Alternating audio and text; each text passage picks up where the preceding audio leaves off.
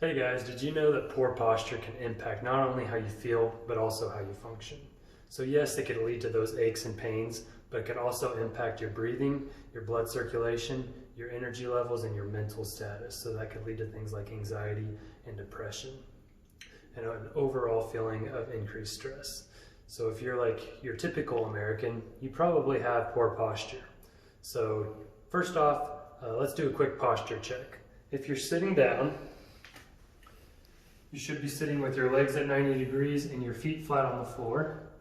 You should also be sitting right over your pelvis with your shoulders right over your pelvis and your head back over your shoulders.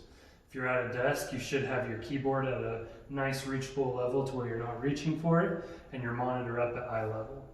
Now if you're standing, I want you to imagine like there's a vertical line, and that vertical line is passing through your ear, the middle of your shoulder, the greater trochanter on your hip, and then right in front of your lateral malleolus on your foot.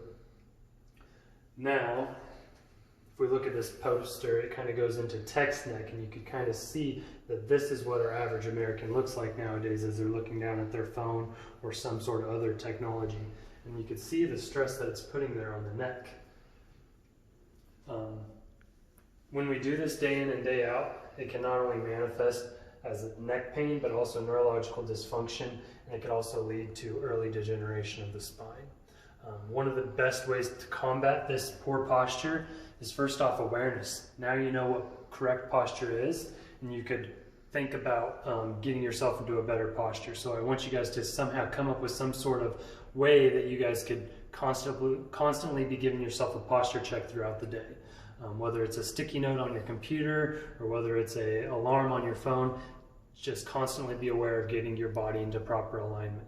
One cue that I like to use is sticking your chest up. That not only opens up the rib cage and allows us to breathe better and our heart to pump blood easier, but it also pulls our shoulders back into a more natural position and straightens our spine up, automatically pulling our head back over our shoulders a little bit more.